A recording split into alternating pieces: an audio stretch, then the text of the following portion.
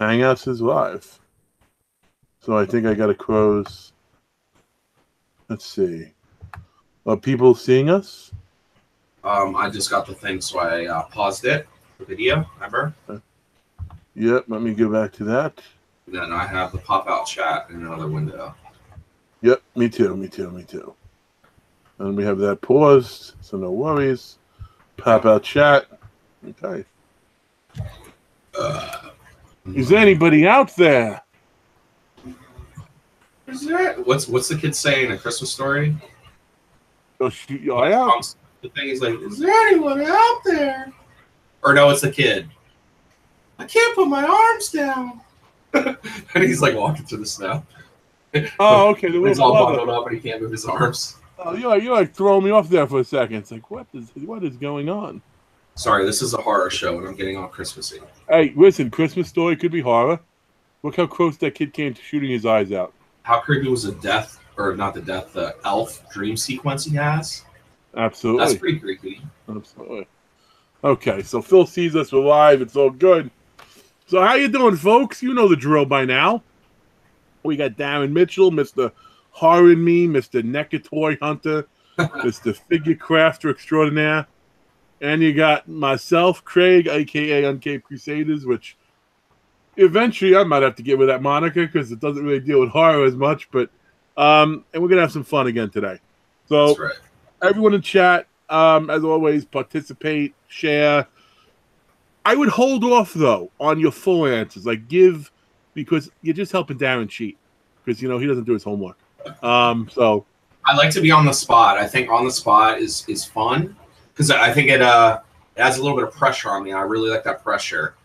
But it's funny because me and Craig will go back often and say, damn, I should have said that. Yeah, or we'll talk about something else a day later, like, damn, you're right, that one was better. Or that one was better. Absolutely. And now I hear, you said on the pressure, I heard the Queen song playing in the background. There you go. So our very first of our topics today, and I think this is a good one, because I have a different way of answering it than maybe Darren will. But my very first topic is the top 4 female antagonists in horror movies. So essentially the top 4 female villains, if you will. Okay? My caveat I'm going to throw out here without naming names because I don't want to take any names away from anybody. Antagonist is not the villain, the protagonist. Or no, you're right. No, yeah, antagonist. Sorry. I mean, there's some where the antagonist could be the hero too, but no, we're talking about the villains. The antagonist as far as villain goes. So it's antagonist.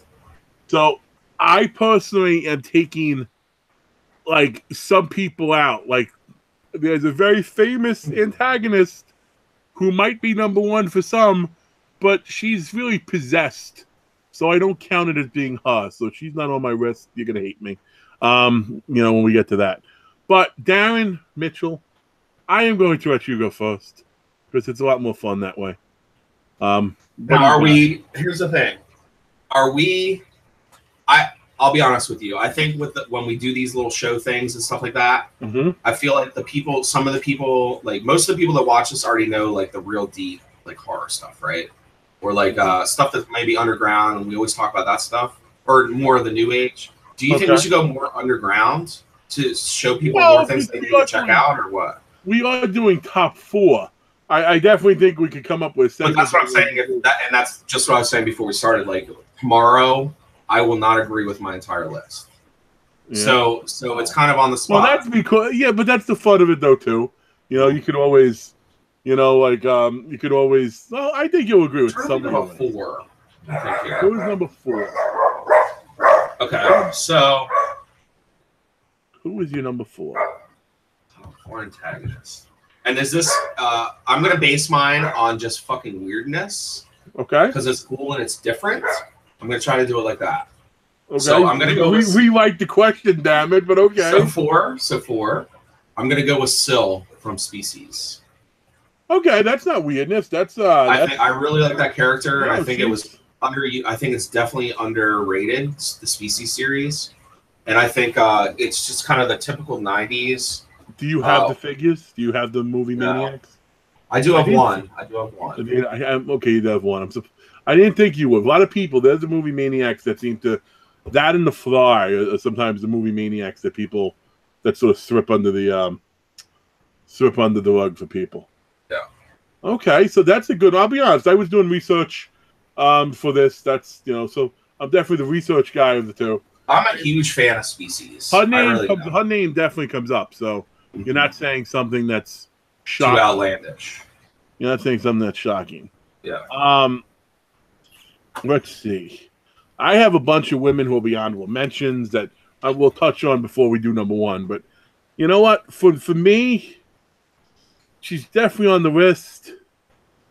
Is she now? Or is she? You know what? My number 4. And she's definitely an antagonist because she kills a bunch of people, and she's essentially making a Frankenstein.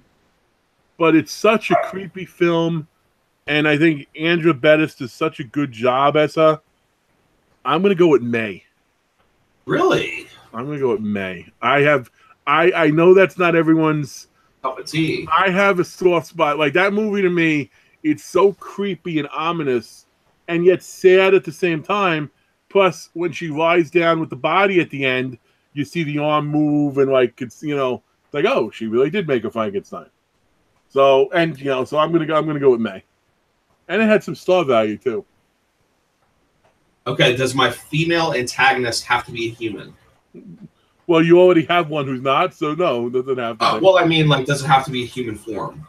No. Are you gonna say the Alien Queen? Well, that could change my number 1. Oh. No, it doesn't. Female is what we said. So okay.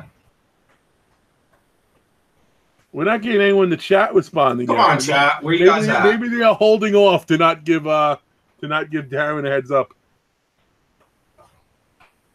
But I know Phil's probably just waiting to pop in his list. So who's number 3 for you? Number 3, antagonist female. Off the top of the dome on a Tuesday. Let's see. Big fan of Jennifer Tilly. Big fan. I mean, I I see her in 2 ways. I see her as the human form and in the puppet form. Yeah. And I think the fact that it should be honored tonight in the top 4 is because she's 2 characters in a way. Okay, I'll be honest. She's not even in my honorable mentions, which is fine. I thought it's just the first thing that popped in that I was like, okay, I'm thinking female. She's been in it she's been in more movies. Every one of the characters I'm coming with has only really done what they've done in a singular movie, with a asterisk on one of them. So when as far as that goes, Phil throws out Rinda in Evil Dead. Yeah, that's a good one. That's an interesting one. The thing with her is she annoys me. I love Evil Dead, right? But there's something about Linda that always annoyed me. Oh, Ash. Their fucking magnifying glass necklace. Like, the reason, though, I wouldn't go with Rinda or people like that, and that's why my number 1 isn't the obvious one. Number 1 is because to me that's not Linda. She's possessed. Yeah. It's the Deadite. Just like, because if you were going with a female from Evil Dead, I think I would go with, well, Evil Dead 2 anyway. I would go with Henrietta before I would go with Rinda. Do you agree? What do you think about that? Yes. I'm not saying Henrietta. She's not my choice, but I'm saying if I was going to go with an Evil Dead one, I'd probably go with Henrietta over Rinda. So my number 3. My number 3. And this is, again, we're going with the more obscure movies because creepy as hell, this film. I am going with Asami. I've never seen that. Or what? From The Ring? No. That's Samara. Who is that? She's a regular female in the movie Audition. Oh, okay. I'm sorry, I wasn't familiar with the name. Have you seen Audition? Because if you haven't seen the end of that movie, yeah, I'm not going to tell you in case someone hasn't seen it. So I'm going very obscure. We got May, we got Asami. I promise you, my number 2 pick though is probably very, very, very popular. Mm-hmm. And what's up, Tony? I think your pick's probably my second as well. You think what? I think we both have the same second. Well, I guess we'll see. All right, guys, where's your rates? Tony, where's yours at? Number 3, Female Antagonists. You know, so far Darren's had Syl from Species and Jennifer Tilly from Bride of Chucky. I've had Angela Bettis as May. No, not just Bride of Chucky. From what? Oh, from the Child's Play series. Just the whole series, yeah. As the adult character and the dog. And then I have May from Angela Bettis from May as 4, and Osami, I can't pronounce the name in real life, as my number 3. Just because that movie is one of those you watch it, you like it's just cringeworthy at the end. So Phil Edwin Living Dead. I know Brian's in the chat somewhere. I'm sure he's waiting to pop his 4 in. Tony is debating, I'm sure. So who do you got number 2? You think we're the same? Who do you got number 2? Angela Baker. Sleepaway Camp.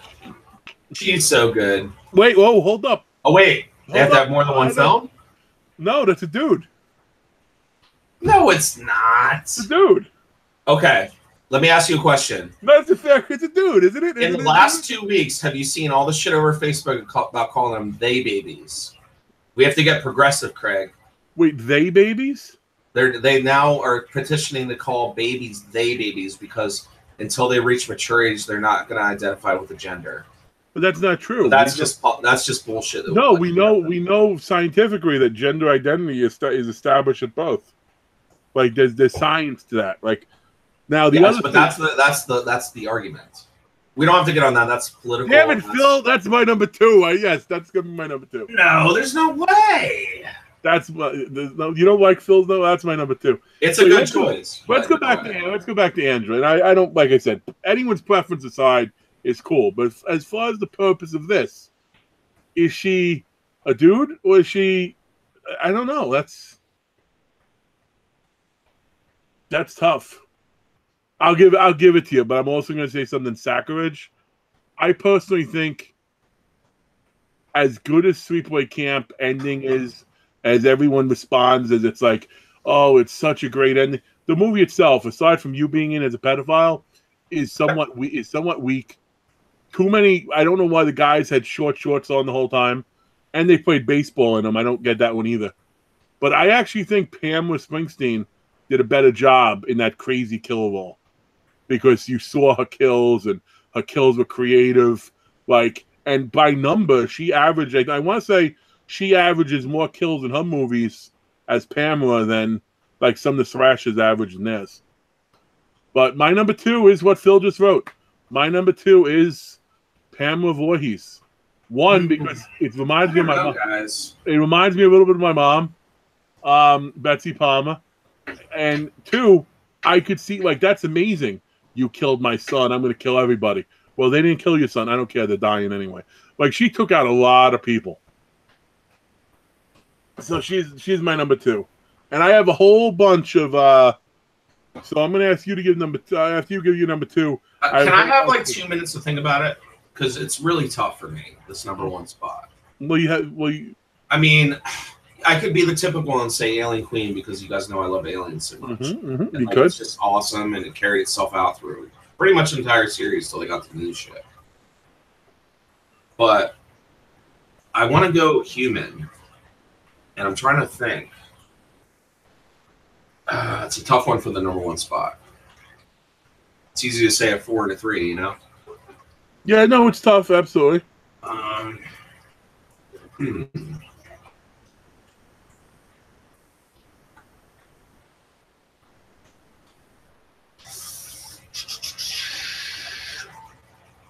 on, guys. What's your number 1 in the chat? Don't give him answers. They're holding off.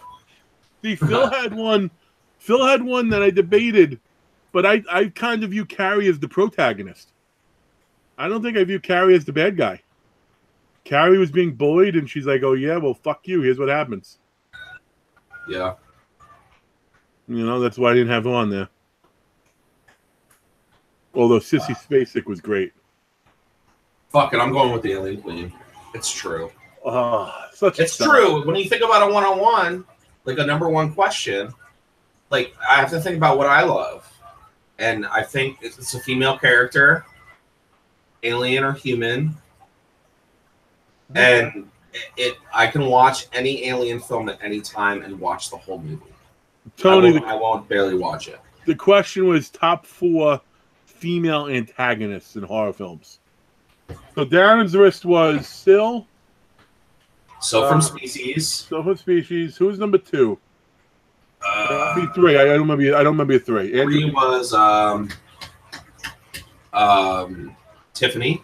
Tiffany. Andrew Baker was 2, and then you have the Alien Queen. I definitely have a little more subtle list than you, I think, because I go more so the creepy factor with May, and then Osami, Pamela Voorhees, and the next one I'm going to pick. I don't know if she killed anybody. They don't have to kill people, right? No, they don't have to. But before I tell you her, they're definitely honorable mentions. That have to be there here. Samara gets an honorable mention for me. I was given the Alien Queen one, but you gave her number 1, so screw that. Technically, the Blair Witch to get an honorable mention. Right? She's a woman. Marie from High Tension. Like, I was torn on her, but because she's obviously the antagonist, but she's not. You don't know she's the protagonist, so it's a weird dynamic. Yeah. My other name, and this is the one I was alluding to, who I didn't say Regan, because to me Regan is not the antagonist. She's possessed, just like Linda. My number 1, especially if you go by the book and not necessarily just the movie, is Annie Wilkes. Misery, Kathy Bates in Misery. Oh, I don't know, dude. I've only seen that movie like twice. Like that's it's about like with the hobbling and in the book, the amputation. Like Phil said, baby from Devil's Rejects. I can't give Sherry Moon love. I mean, I would definitely give Sherry Moon love, but I can't. I can't because there's a lot of characters like that. Like there's, you have the crazy female murderer in Funhouse Massacre, who some might say is a bite off of Harley Quinn, so you have a few like that. But Darren, you're muted for some reason. But who else? Brian, what do you got? Brian, we haven't heard anything from you yet. Top 4 female antagonists, and then in a moment, Darren and I will move on. Nicole Kidman and the others. Was she a bad person then? I know she was dead and didn't know she was dead. So I guess she was haunting them. So she could fit.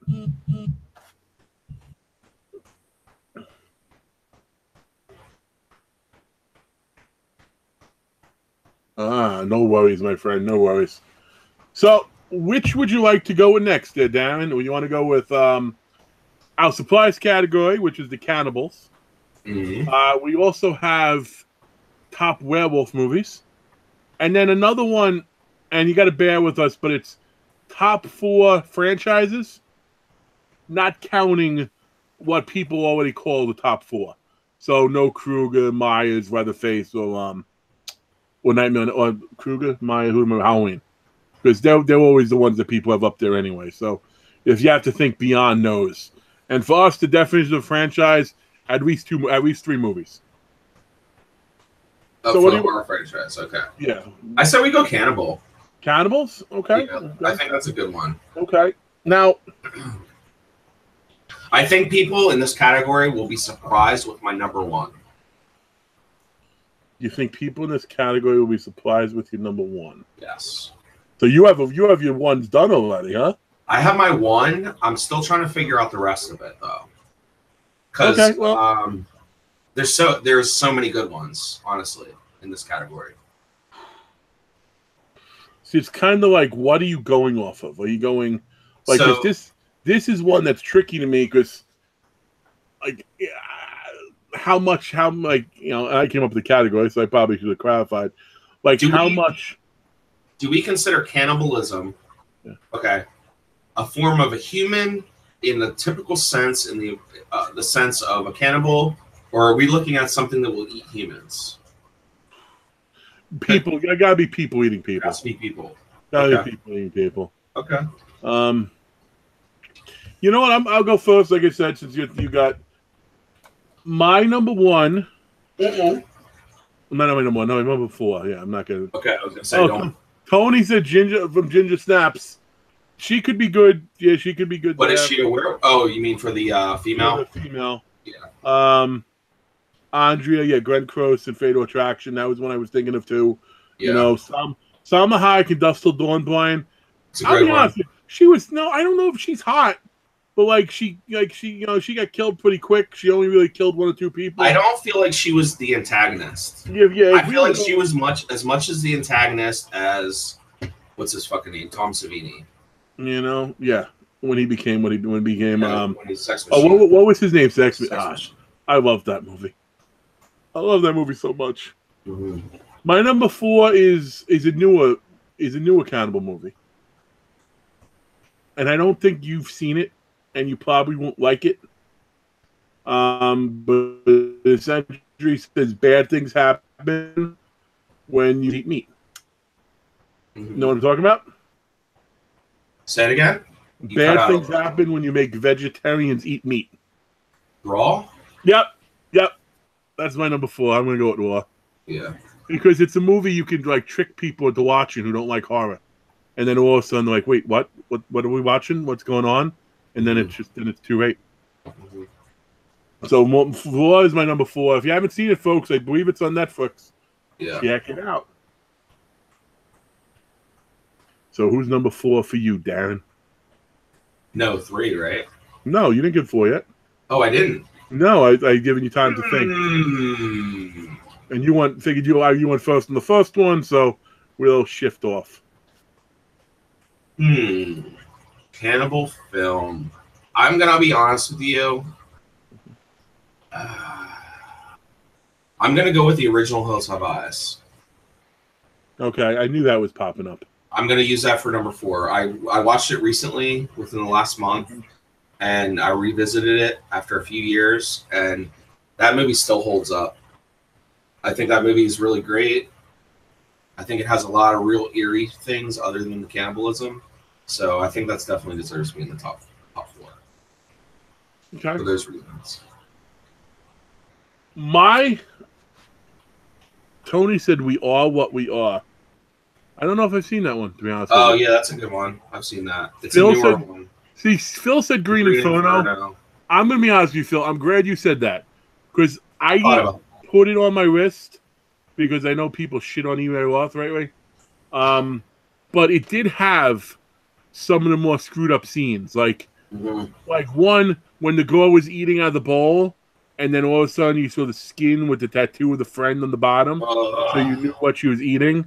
Or when the big guy was being given water, and they're like, "Oh, thank you," and I want to say then they poked out his eye or something, and they were cut into his leg.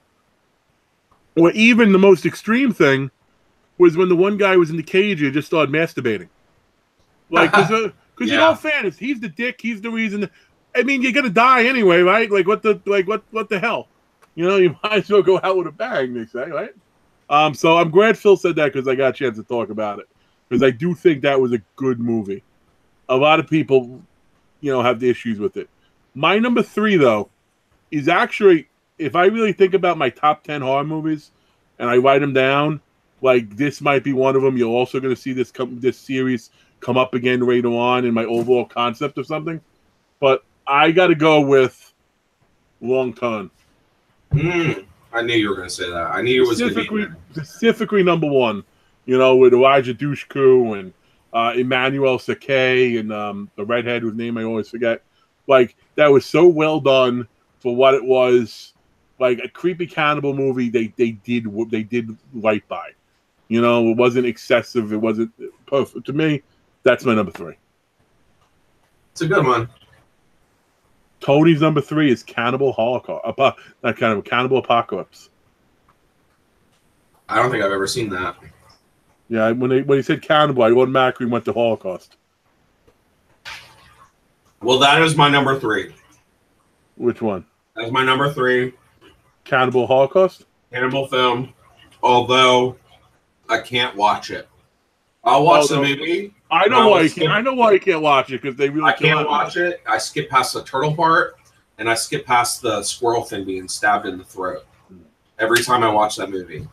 Well, I can deal with the other scenes, but the animal stuff just in those 2 scenes is especially cruel. Can't do it. The one thing about that at least is they used 10 of that same squirrel and did the scene over and over and over again. Stabbing fucking squirrels in the throat like that. No, as horrid as that was, and yes, you're right. But at least they fed. Like they fed. They used the meat to feed, and it doesn't matter. The way they killed that, stabbing it in the fucking jugular like that until it died. Right. It's tough. It's wrong. You wouldn't get away with doing that today. No. Okay. If I saw somebody on set doing that, I would kill them. No, I don't give a fuck. Okay, that's. I'd take 5 years and I'd be out. It's good behavior. Okay, moving on. You have Hills Have Eyes. Sorry? I'm thinking you have Hills Have Eyes, you have Cannibal Holocaust. I have Law, I have Long Ton.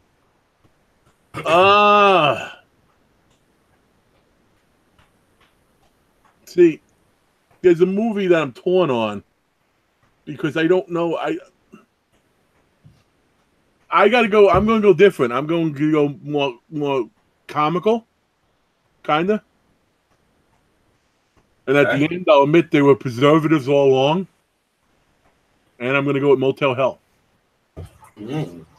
You know, I got my thing. I got the thing for the older films. It's a good movie. Got to go with Motel Hell for me. Gotta love the garden.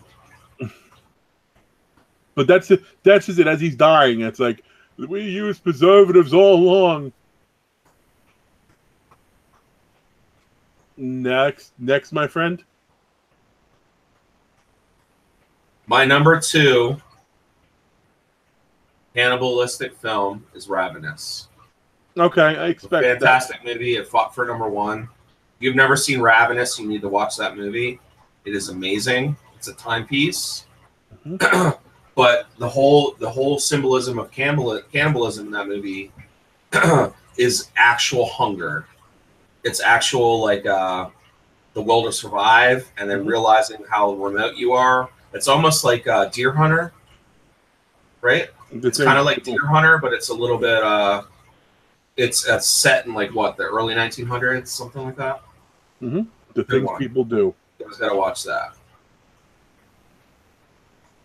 Okay, now my number 1, and I thought about this because I know I'm going to say it, and you're like, oh, that's not a cannibal movie, and I'm like, yeah, but it kind of is when the antagonist is a cannibal. It's a cannibal movie. I ignored Texas Chainsaw Massacre. I did. See, fucking Phil, why are you stealing my shit? Like before I get a chance to say it. Yes, that's exactly it, Phil. I feel like Phil and I were separated. If you guys are watching the stream, please like this video. We were like separated both like 10 years apart. But yeah, Silence of the Lambs. Like I left off Massacre because he kills first. You know what I mean? One-tone guys, they're eating as they're killing, it seems. But I got Silence of the Lambs is my number 1. And because he is the counter. Like that's, you know, I know it's not a big part of what you see. It's what you hear about, but even that ending, like, what is it? I'm having an old friend for dinner. You know what I mean? That's my number 1. And Brian Minnick's number 1 is Texas Chainsaw Massacre. I just didn't have on the list because the same way I didn't have Regan in the last list, but I can't argue anyone. If someone said TCM 1 and TCM 2, I wouldn't argue with it. You know, but like that's a good one. Now, Darren did tell us we would be surprised. Actually, Ravenous was going to be my original number 1 when I said that. Oh, okay. So I think people would have been surprised with that. Okay. Well. Okay. I don't know if people are going to agree with me on this, but I don't care. I'm picking it anyways. But I really, in my mind, and people can argue. We can argue it all night if it is or not. But I'm going to go with The House of a Thousand Corpses. I believe they're cannibals, and I believe that it was set up like that. And I think the way they play with bodies and stuff like that, it's totally happened in that house, and I feel like that family is. I don't think it's ever really been exposed that way. See, I'll be honest. I can't. I'm going to characterize them as a cannibalistic family. Yeah, see, I ref that off for the same reason I ref TCM off, but I can't argue it. You know, like I think it's sick. It's in that way enough that they definitely do it. They might not show it in the movie, you know, but everything else with the skulls and the fucking with Dr. Satan and all that shit. No, yeah, it wouldn't surprise me if that was taking place. It would not surprise me one bit. It like when I think of cannibalism, for some reason I think of that movie first. Okay. And then I start thinking about like the Green Inferno and Holocaust. I love Houses Out of the Corpses though. Houses Out of the Corpses, and folks, just for future reference, a couple of things Darren and I are going to be doing is we're going to have a segment of kind of the best endings of horror, you know, and we'll also do ones like the best openings. I personally love like that opening scene in Houses Out of the Corpses. It's funny. It's light. Like the guy got the gun in the face. He's like, "Fuck you, fuck your mama, fuck you." You know what I mean? Like it's just, are you little dick? They had that song about you. It's like you're watching, you don't know what's going on, and all of a sudden it's so set up. At least the Captain Spaulding character. Mm-hmm. You know, it's freaking. Also, House of Corpses is one of my top 10 favorite horror movies of all time. Really? Yes, and it will be because it's the style, man. It's everything that embodies the perfect indie film for me. It was like Rob Zombie was like, it was like he's a fucking band member, dude. He just pulled his friends together and made this awesome movie. I thought he had a pretty decent budget though. He didn't have a pretty good budget for a man of his status. It's still, dude. Micro budget film is anything under like $2 million. No, it's close. No. It might be. It may call it small budget. But when you use that term micro budget, it's a lot different. Well, I know for a fact micro budget is $250,000 at least. Yeah. So it's like that movie. Think about what it cost. They had to rent out some fucking ghetto ass fucking. So one of my favorite movies, Kill a Pinata, had a like $3,000 budget. What do you call that? I still haven't watched that movie. I know you suck. Period. But thankfully, there's no way we could do a topic of top 10 horrific pinata, top 4 pinatas and killing people. Honestly, after this movie, if you say it's as great as it is, there'll be 6 more. No, there is. There's good, and I want to. Once I'm trying to do it where maybe I get my channel. Like I talked to the guy, but there is definitely Kill Pinatas is in the works. I actually talked to the guy who's making. I don't know why. Like he hit me up when he saw my review. And like, hey, can I use something you said somewhere? Like, what? Yeah, sure, go for it. And like, I knew it was all good stuff, so it was okay. Okay, so what other did we miss any, folks? I mean, I knew Hills of Eyes would come up, Cannibal Holocaust. Oh, I actually expected Ravenous to come up. I'm kind of happy Phil agreed with me on Motel Hell. I could have seen a lot of people staying away from that. Roar was another one that I'm not surprised I didn't see more people say. But I do think for what it was, I liked it a lot. Okay, so let's go with Werewolves next. Because I'm going to be honest, in the back of my head, I'm still thinking about the franchises. Because I think that's going to be trickiest. Mm-hmm. So, you go first this time, buddy. 4, huh? So top 4. It's a tough one. This is a real tough one for me. 4. What would 4 be? Can it be a comedy? And it has to be horror. No. In all fairness, the category does say werewolf movie, so it could be a werewolf movie. All right. Well, just to spark it, Teen Wolf for number 4. I swear to God, that's my number 4. Yeah. That's why. I'm sorry. That movie. I don't give a shit what anyone says. Horror. Everyone loves that movie. It's so good. When they're at the dance, and Howard, his Uncle Howard. I used to like that cartoon. They didn't make figures of Teen Wolf. I wish they did. I would have them hang on my wall if they did. By the way, Phil says Parents. I don't know if I've seen. I don't know what I have seen that. You're right. Is Parents a werewolf movie or a cannibal movie? Yeah, it's where their son isn't it where their son turns into a werewolf and then they have to explain it to him? Kind of like how they do in Teen Wolf, something like that. I'm gonna have to check that out. He also says a movie that I was debating put it on my list. I don't, and I'll tell you why in a second. But Teen Wolf is on there. As I say, that scene with Howard when he goes to the principal who's picking on him. and like he just growls a little bit, and the principal pees himself. You know, like that was just a lot of fun. Like, and all the scenes you saw with Styles, like, you know, like, you know, they did that. I think that was the first movie where I ever saw the whole 7 minutes in heaven thing. You know what I mean? Like when him and his was Styles the goal? No, Styles was the guy whose truck he surfed on. I don't remember what the girl's name was, but like that was it's Teen Wolf for me. But Phil says Ginger Snaps, and the reason I couldn't say the kid's parents were cannibals. So was Parents a cannibal movie or a werewolf movie too? Say that again? I'm intrigued by what Phil's writing because he's like, Parents, was it a cannibal movie or a werewolf movie? He said the kid's parents were cannibals. Oh, I don't know if I saw that. Because if that's what he's talking about, that almost sounds like one of my favorite Tales from the Crypt episodes. Like the vampire couple adopted a kid out of the orphanage to eat him, and then like the kid knew he had a family secret no one should ever tell him.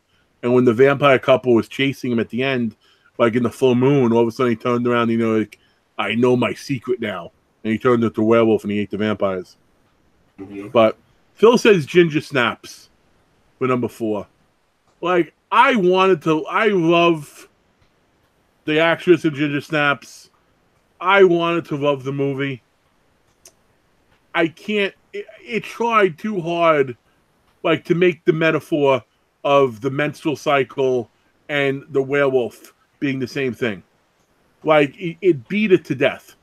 You know what I mean? Like if it didn't force it, like I'm okay with the little nuance, but it beat that to death so freaking much. I couldn't put my wrist. It was enjoyable, but I couldn't put my wrist. What do you got for number 3 there, Darren? Oh, man. And those of you who are new watching us, how you all doing? We're up to like a few new add-ins. Right now we're covering the top 4 werewolf movies, in our opinion. You know, and Darren on today's date. Yeah, right? On August 7th, 2018. Well, I know personally I haven't seen... There's that one werewolf movie that came out recently that's like an indie that a lot of people love. I haven't seen that yet. So who knows? Maybe after I see that. Is it called Wolves? No. Help me out. What's it called, Phil? I've seen a lot of them, the newer ones. No, but the new one, it's been a big deal. It's like they did a startup for like it's been all over the various horror groups. Meat Hook talks about it a lot. Wolf Cop? No, not Wolf Cop. Not Wolf Cop. I have no idea. Oh, okay. Guys, I'm in one group. That's it. I want to say it's like Bloods. I don't know. What's your number 3 there, Darren? If you had to guess, what would you say? No, I feel like that's cheating. Yeah, Blind Minute. I did send Blind a werewolf movie that I saw about essentially werewolves on a train. Like that was really that was a good one. That was Hal. That was that was a good one. I like that too. I like that. I can't. It doesn't compete. You know what? I'm gonna do something I hate to do. I got to put Hal in number 4. I got to get with a Teen Wolf. That is a comedy. I know we didn't agree. I got to do it because I did enjoy Hal. It was different, and they didn't have a huge budget for it, so I'll give that some love. But what's your number? Your number 3, if I had to guess. Mm-hmm. I mean, I know what your number. I know 2 of your last 3. I don't think so. I know you don't know my number 1. Okay, well, and I think you'd be surprised that I'm not putting one in my top 3. Okay, well, I know you're gonna have Silver Bullet in there somewhere. Nope. No, I think you're just mad. Okay. No, what do you got for number 3? Number 3 is The Howling. Okay, yeah, that and Silver Bullet were the 2 I thought for sure you'd have. Yeah. Okay, number 3 for me, Dog Soldiers. Really? Yeah, you didn't like that movie? You didn't want a fan of that? I like it. I'm trying to come up with some different ones that I can. Although my next 2 are going to be anything but different. What do you guys think in the chat? What's your number 3 werewolf film of all times? Well, Phil already said his was Silver Bullet. Silver Bullet. 2 is Howling. 1 is Silver Bullet. 4, Tony. That's the one fun part about doing this, Tony. Is as you do it, you forget stuff. Mm-hmm. So it's like, oh yeah, that I forgot about that movie. Like how I did forget. I enjoyed that thoroughly. Like, I'll be honest with you, Blind. If it was on Blu-ray, I would have probably not sent it along.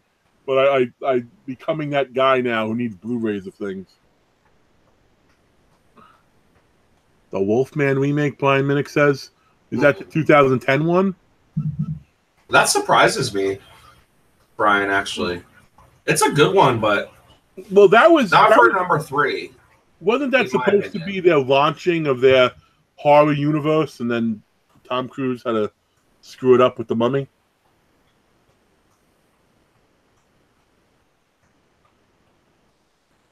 I thought The Mummy was pretty good. I'll be honest. I haven't seen it. I just know I don't go out of my way to see Tom Cruise stuff anymore. I don't either. But I liked it. I just like the fantasy about that movie. That's all, really. No, I'm sure. For me, it's the fact that he demanded to be in more scenes than he was in. It's like so he took what was written and like, now you got to change it because I'm not featured enough. Like, really? You signed on for it though? What the fuck? So who's your number 3? You haven't given me number 3 yet.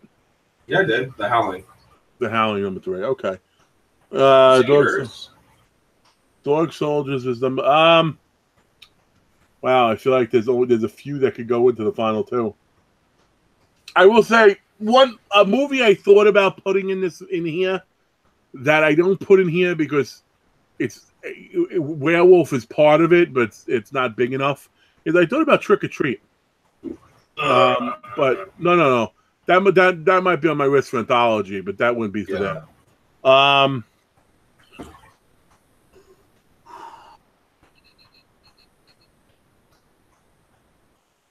See, I'm not going to wind up having The Howling on my list. It upsets me. American Werewolf. For 2? No. Yeah, for 2. For 2. American Werewolf in London.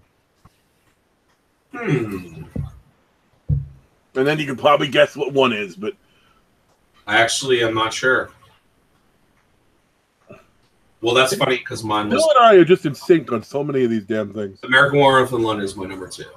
Okay, easy peasy. My number 1. It's the figure you're working on, damn it. Silver Bullet.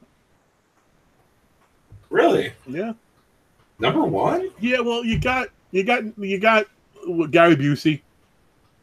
You got Corey Haim in the wheelchair. You got the creepy Reverend. Like, it's just a good combination of stuff. You know what I mean? It's something, I think it has, you don't have excessive gore, but you don't need that. I mean, there's plenty of movies with excessive gore. Like how my number 4 had plenty of gore. I can't think of it. What is the new werewolf movie that came out that everyone was in love with? It was an indie movie. It was all over all the horror groups. I don't know. Mr. Meat Hook was posted about it all the time. I can see the poster. I can't see what was named. Like in my head, I can see the poster. Is it the guy with Jason Mua or whatever is playing? No, it's a lower. Yeah, it's not. It wouldn't be a big star.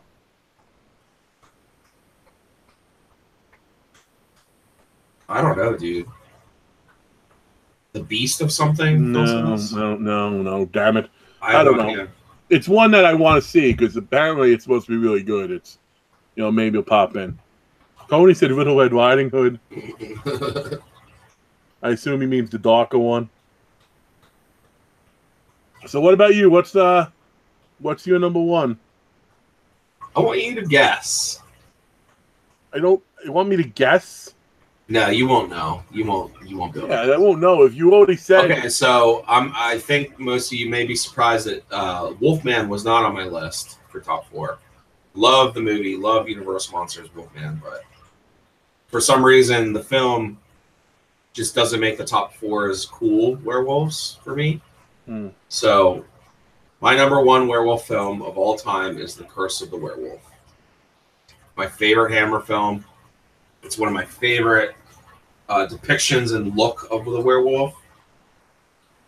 I just love like the whole Spanish Armada type of deal, like to the dress and all that, and like when he escapes and he's on the fucking tower. and the whole town is scared, and it's cool. Okay. I mean, I don't. When it comes to the older werewolf movies, like I have trouble discerning between some of them. But you can't go wrong with Hammer. You can't go wrong with old school. And I think that's why I didn't even try to guess, because I'm not, that's not something that I could, that I would come up with. Yeah. Who else? Any other we haven't? There you go. Bone Hill Road. There you go. I'm gonna make a drink. That is the one I was talking about. How have you guys seen that in the chat? How is it? Is it as good as people talk about, or it's just one of those that's good because it's cheap? Like, that's it. I was trying to look at my phone. I'm like, new independent werewolf movies. I was this close to going over to Meat Hook's page and seeing if he had any posts on it. So the next and last category is good. Would it crack the risk that we're putting forth here, Phil, you think? Or it's just sort of good, watch it, enjoy it, forget it? But the next category is a tough one. It's top 4 franchises outside of the 4 everyone talks about. So we, like Dan and I decided you take out Nightmare and Jason, all that, because, I mean, most of the time people are throwing at least a couple of them in the top 4, and I think you'll get more interesting responses from us if we take them out and sort of have it a little bit more obscure. Yeah, it wouldn't be on your end. It is something I do want to check out, though. So what about you? What are we on? What are some franchises that you think should fit this criteria? Well, top for a franchise, at least 3 movies. Has to have at least 3 movies in it. So what series with at least 3 movies, other than the big 4, would you guys put as your top franchises? My worry about this category is I have a couple that I think are easy come to mind, and then there's other ones that I'm like, oh my god, how did I forget about blank?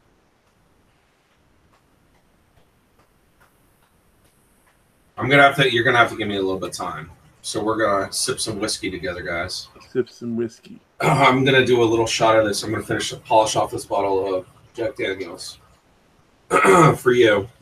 Okay. Well, we can talk about some of the stuff we see in here. Blind Minnick. Admittedly, Brian, I think 2 of those 4 are in mine. Jeepers Creepers, though, I wouldn't touch because 3 was so bad.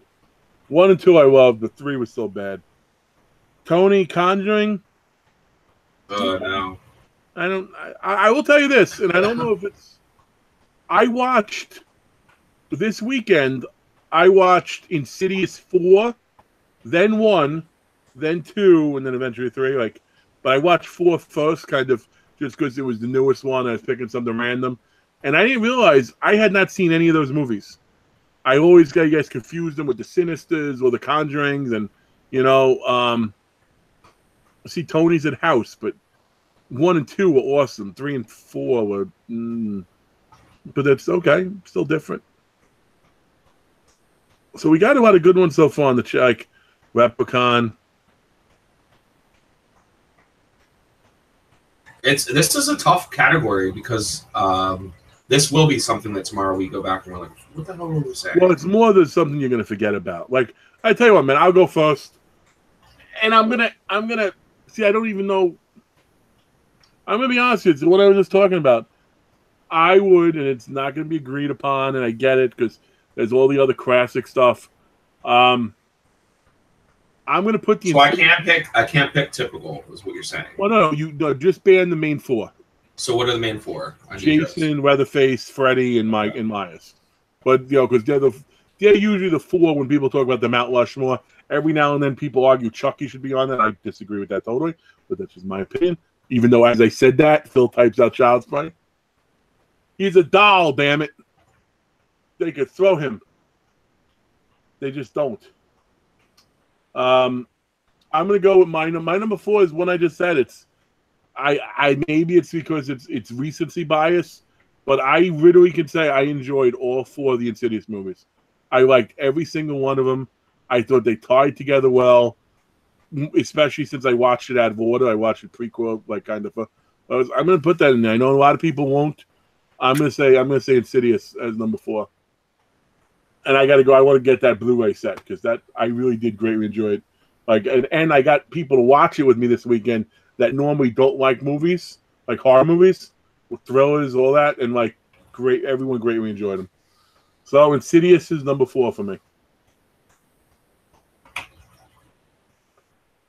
And I know my number 2 and my number 1. I just don't know my number 3. I'm curious about your number 1. Oh, it's straightforward. All right, so my number 4, after just quickly jotting down some stuff, I'm thinking will be the Exorcist franchise. I really like 1 and 3. 2 is okay. It gets a little weird then. I think when I forget the 4th one, the beginning or not the beginning. They did a 4th film. I forget. I think Tony Descent only has 2, so I think we're trying to stick with stuff that is 3 or more. Yeah. But as far as that's its own thing, a horror movie, sequels that deserve a 3rd, like. But that would be good. Phil says Jaws is his number 1. Yeah, and that's a good one, but not my one. Not my number 1. Yeah, see, I don't know. Jaws number 1 is amazing, and then they just sort of deteriorate. No, they're good, dude. If you watch them all, 2, 3, and then 4, they go to fucking the Caribbean. Yeah, and the 3 is 3 the Caribbean. I think 3 isn't 4 the one where they have that glass thing. The Revenge is 3. I just know in the 1 they the shark knows who they are. Like that's. I disagree on Jaws a little bit. I love Jaws, but yeah, but if a dolphin can be very intelligent, why couldn't a great white? We don't know enough about them. No, they've we haven't held them. Yeah, but we haven't held them in captivity like a dolphin. That's the challenge with an animal that big that has such a wide range of where it travels. Okay, maybe fair enough. And maybe he is the smarter fish, shark, whatever you want to call them, that will travel hundreds and hundreds of miles down coasts and for different things, like seals. They're intelligent. I'm just curious. I want to know more about sharks, and I can't wait till we do. I'm fascinated by sharks. I always have been. Did you say your number 4, Darren? The Exorcist, yeah. The Exorcist. See, I definitely feel this is going to be the one where I say some shit that I regret. I'm like, oh, how did I not go with this one or this one?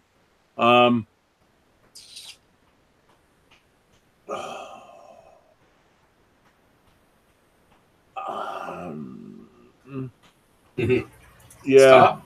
People aren't going to be on my side with this, especially since I'm saying no to Leprechaun and no to Child's Play and no to House. Well, which are all good choices.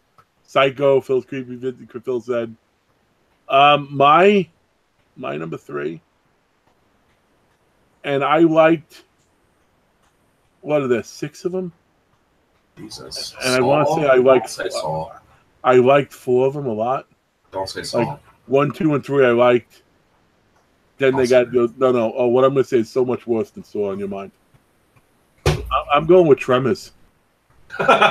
It is a good one, dude. Fuck. I love I love Tremors too. 1, 2, 3. But let's be honest. After the second one, it sucked, dude. No. 3 was good. 3 was good when they started flying. Yeah, that's fucking that's awesome. And then I like 6 in the snow.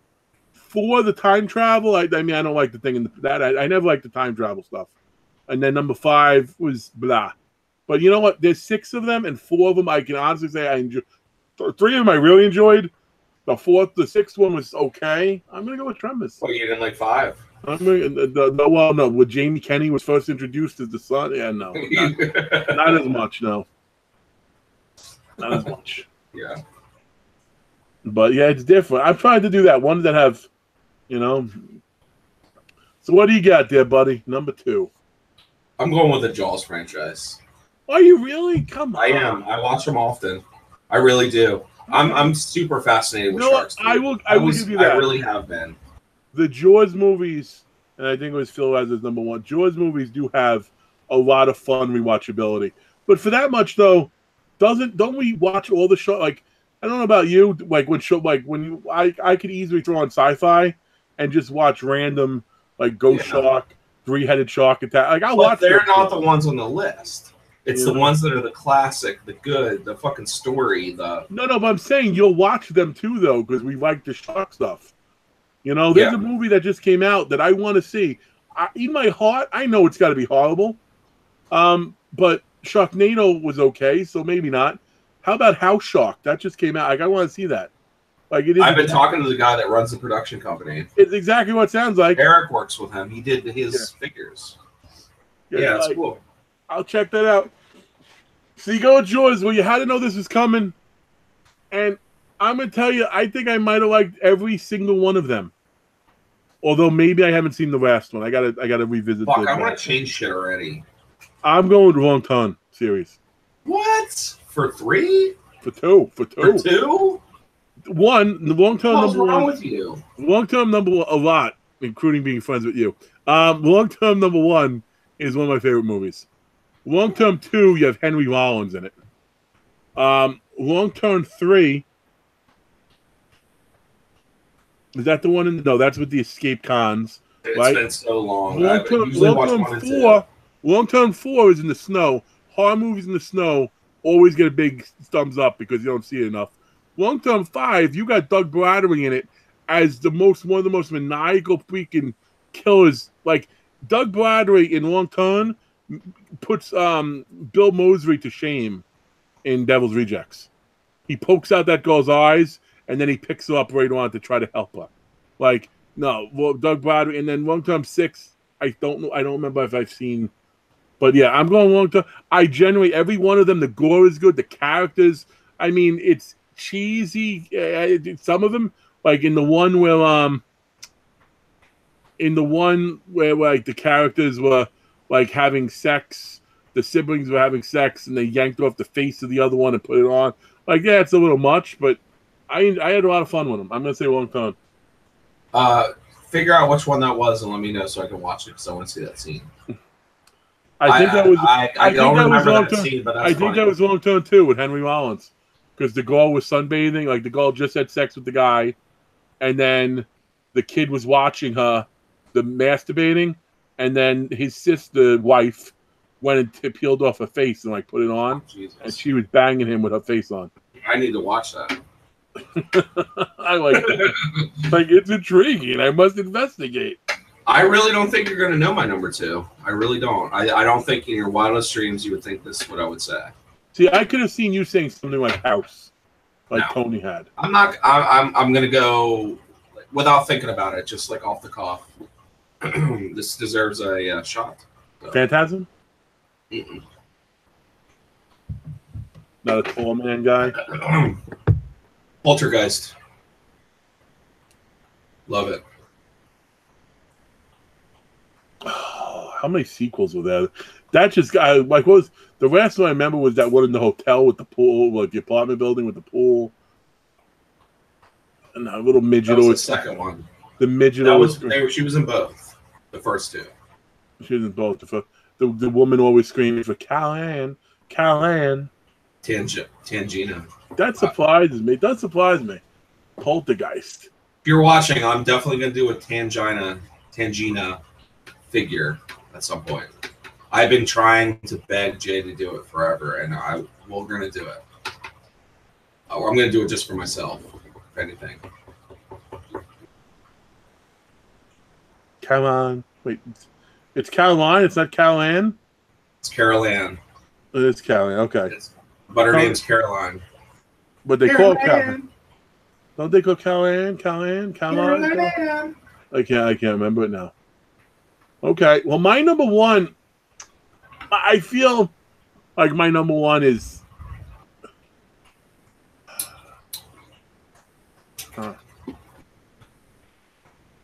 I mean, I did think with this list, you know, like something like what did I have? I had Long Term. I don't remember what are some things I said. Long Term was on. What else did I have? That was your number 2. Tremors was 3. Long Term was 2. Number 1 was Insidious. Number 1 was Insidious. Yeah. Number 4 was Insidious. I can't change. I enjoyed that too much. I think you're gonna hate yourself tomorrow for those choices. You know what? I'm not. You might. I'm not going to hate myself. You might second guess yourself. I might think of like something else I enjoy, but I'm trying to think of like pound for pound. Like Insidious, I liked all 4. Tremors, I liked 3.5 solid, and I only disliked 1. Long Tone, I liked them all. I might have not seen 6. I gotta go back and double check that. But the first 5, I legitimately liked them. You know what I'm gonna do? I'm going to go with something. Yeah, it's the obvious choice, but it's so good. It's a good series, and if you did the next coming of the Mount Rushmores, he would really be on. He'd have to be on it, even though he is played by like 7 different people. Scream. Gotta go with the Scream. Gotta go with the Scream franchise. Really? Yeah. Gotta go with the Scream franchise. That's why when Brian Minnick said like Long Tone Scream right away, I'm like, yep, probably 2 of my 3.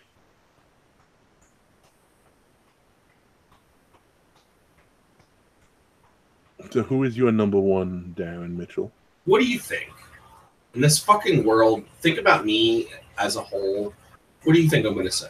I think you'd fuck a ghoulie, so maybe you'll say ghoulies.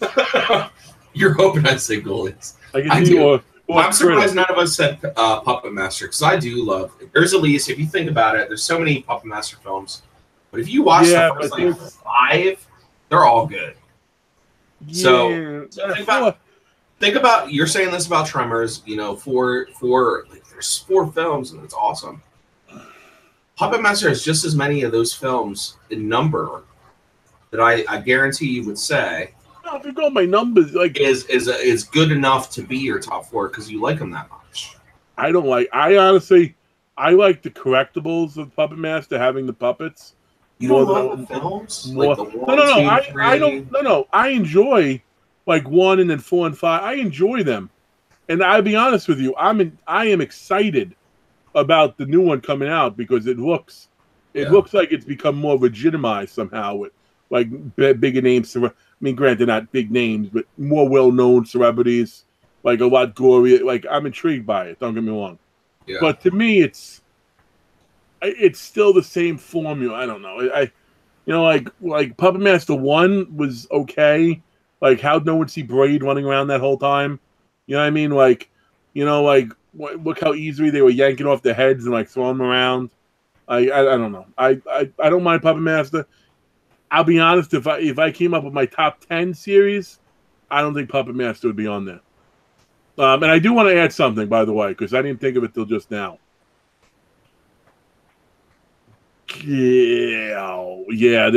I didn't say it. I probably should have. But I think that since technically the different movies, like I didn't count Night of the Living Dead, Dawn of the Dead, Land of the Dead, I didn't count them as like a franchise. If I would have, they'd probably be number 1, and then everything would be bumped down a bit. But so I didn't ignore them. They're part of the same arc, but it's not like actual sequels where it's like 1 and then 2. Same, you know, I did think of Return of the Living Dead, like all the way up to Rave to the Grave, but that got a little too crazy.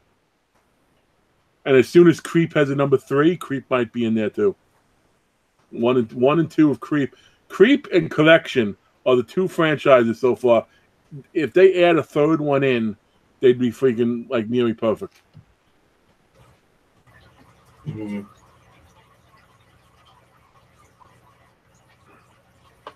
But you're stalling, my friend. I wanted you to guess, but I don't think you will. I did. I just drew out ghoulies. I drew out critters. It's Evil Dead, motherfucker. How could I not? It's the best thing that's ever happened to horror in the last 35 years. You know, and I actually think. Well, in the West, no, it's not the best thing to happen to horror in the West 35 years. Do you want me to break down scene by scene why that movie is amazing? Well, because I'll do it one day on my channel. Mark my words. I will break down the entire Evil Dead 2 film. Tony, yes, it's a nice. And I will cross-examine it with Evil Dead. And I will explain Sam Raimi's thesis through my eyes, and it will be amazing. I am very surprised you said Evil Dead for 2 reasons. One, Evil Dead 2 is really the same. Like Evil Dead 2, it's and not I like that the term No, Bruce Campbell. You know what he called Evil Dead 2? What he calls Evil Dead 2? Evil Dead. No, he calls it something special. You know what he calls it? What? This is news to me. He calls it a requel, like REQUEL. It's not true. Look it up. He does. That's what he calls it because it is. Essentially, it's a remake of one, but Raimi did all the stuff he wanted to do in one that he didn't do. You know what I mean? Like, because it's not like when he got back to the cabin, he's like, "Hey, look at this! I've never been here." But you know, like, so Army of Darkness is awesome, and I'm also surprised to hear you're giving love to the remake. Mm-hmm. Because you usually shit on remakes. No? I agree. I do like the remake. I just don't like the premise why they went to the cabin. That's such a good reason. I thought it was weak for the time. I think they could have came up with something more clever. That is the best reason. You're trying. No, that's a lazy approach. They're like, oh, we could do this. You're trying to sequester a drug addict. We could do this cool thing, or we could go for the lazy route where she's detoxing. It's like a simple thought that some fucking 35-year-old blonde from LA said in a fucking meeting. Okay, how else? I don't agree with that. I'm sorry. What would be the better way to go out to the cabin? Hey, we're gonna have a party for you. All the drugs. Anything. After fucking 20 years, you could think of something better than that. It is more interesting. And where I'm sorry, I don't like Jane Levy. Everyone fucking loves her. They think she's hot, whatever. She looks like a trailer park piece of shit. From fucking Detroit, Michigan. This is why I didn't think she's not even in Detroit. She's on fucking 9 Mile and Kego Harbor, where they think they're in Detroit. That's how bad it is. Here's why, though, you're wrong. No, I am. I'm absolutely right. For any horror fan that is here's why you're wrong. Evil Dead. Here's why you're wrong. Because the fact is, that set up a premise where she's at the cabin and she doesn't want to be there. So like that adds to it. She doesn't want to be there to begin with, let alone now that the shit's going down. So now that shit's going down, she don't want to be there. People like, no, you got to hang in there, you got to fight it, you got to deal with it, etc. Not about no. Look at all this crazy shit that's going on.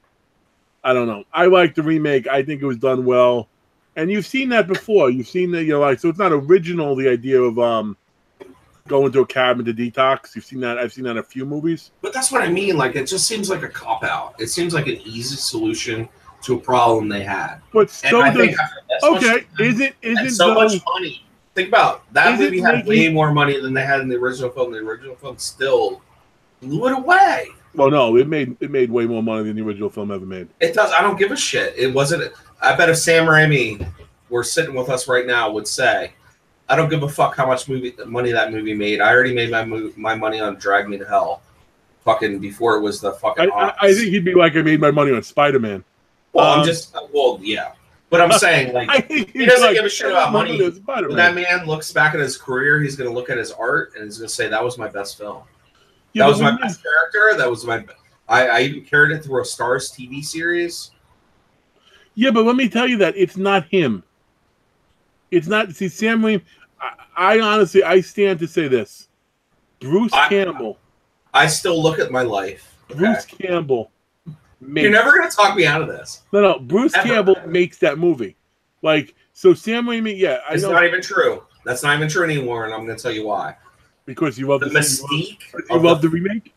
No, the mystique of Sam Raimi, the Bruce Campbell relationship, the fact that Ted Raimi, Evil Dead 2, Henrietta, and then you have on top of that everything that like I love about it, and then you have the little things that I've had happen in my life, like sharing a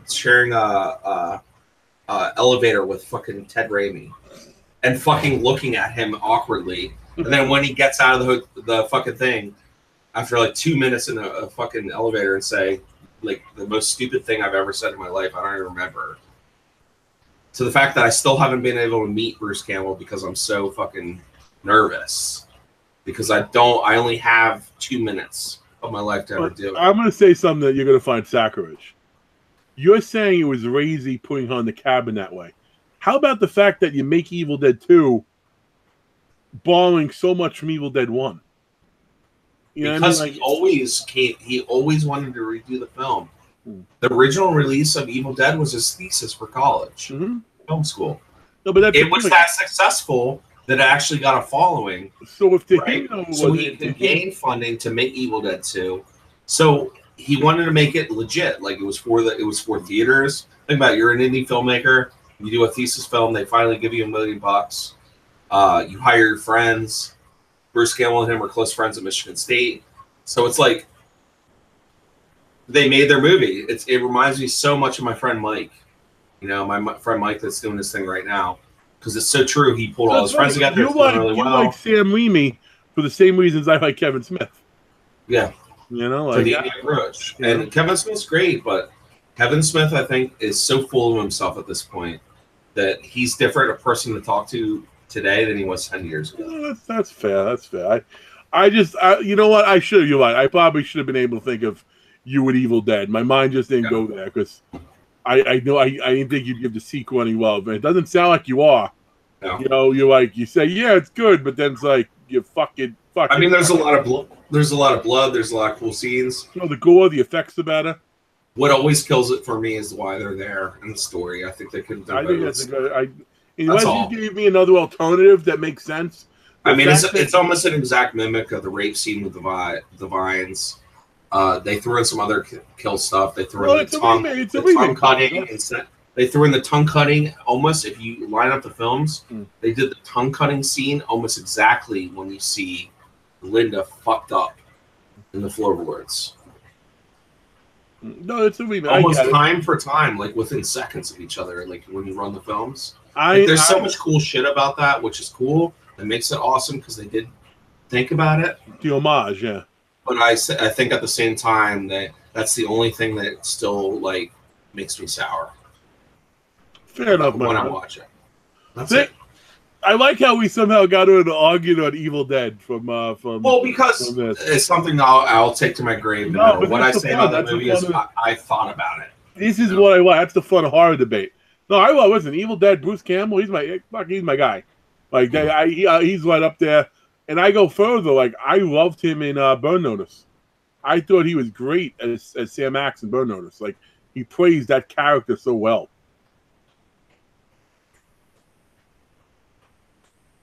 That's true, Phil. Absolutely true. Isn't it? Yeah. Think about 80s films. That's what it was. Every 80s film, they were partying. That's the premise of the film. There's a killer. There's somebody chasing them. There's somebody that knows something. Yeah. So now you're not doing it, but by you saying that, then you're taking away from Sam Raimi. But actually, in Evil Dead 2, if he's just being formulaic, Evil Dead 2, it's a romantic getaway. It's a romantic getaway. Evil Dead 1 is friends. Yeah, but you've seen the romantic getaway thing plenty of times. You know? But it's cool that they built an entire hour-and-a-half movie, same premise, same thought, but they had to change it somehow, right?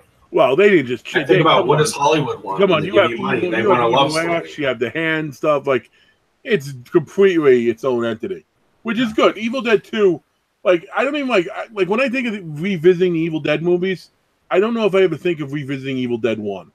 I'll revisit the remake. But here's the thing, and I'll tell you this. Yeah. Can I just say this? You can say whatever you want, buddy. Okay. Yes, it is. The Evil Dead thesis film is still being studied today at NYU Film School. They study that film because Sam Raimi did a lot of things in that movie that was kind of next generation. Nobody realized it at the time. But from a cinematographer standpoint, when you see, was it Ed? Is it Ed Getley? Is it Ed? The friend. I think it's Ed. He flies through the car, through the old Cadillac. When they shot that, they used a huge lens, okay, that Sam Raimi was told by Stanley Kubrick, okay, was like the epic lens to use for deep vision. And they used this thing, and they actually ran the whole camera through the back windshield of the car, through the car, and out the windshield with that shot. But at the same time, while they were doing that movement, they were pulling focus, because as you're moving, obviously with a prime lens is fixed, doesn't autofocus. So when they went through, they were pulling the focus as well as pulling the frame, okay? So it was like a 4-man operation, and that was something that was unheard of. So when you see them running through the woods, when they showed like the entities, they do. They're actually reversing it. They filmed it reversed, the whole time because I knew when they fast forwarded it and made it the other way, it would be even creepier because it had different movement. Like, because if you're filming going forward and you're moving through the woods, well, yeah, but you have almost a human natural movement. I don't know if they're the first. But if you film it backwards and play forward, it seems like it's fucked up. So there's so many little things about the movie that make it interesting to me, and it's the fact that when you go to a legitimate film school in America, they study this film because of what well, here's the thing, though, with studying film, there is a lot of films that, like, I can't take the fact that they study it as criteria for it being top or not, because there's so many films that they different schools will study and use that you wouldn't think of as iconic or this or that. You know what I mean? So I definitely think it's neat. It does show in Unity, you know, and that's where the advancement comes in. There's a lot of these, a lot of these directors, a lot of these cinematographers. They do stuff in a way that hasn't been done before, and now everyone's like, "Oh my God, look how good that looks." But that's the other thing I think we need to touch on in a future episode is cinematographers in horror. I'll be honest with you. Not even cinematographers, but I don't know if I can tell. I don't know if I can intelligently. Yes, but yes, you can. Yes, you can, Craig, because you could say films that had a look, right? That had a feel to them, that seemed different, and we can always Google them and look up who did it, what they've worked on. You know, you know what I mean? You're right. I would tell you what my number one would be in that list. You know what my number one would be? Can you guess? Knowing what my favorite genre is?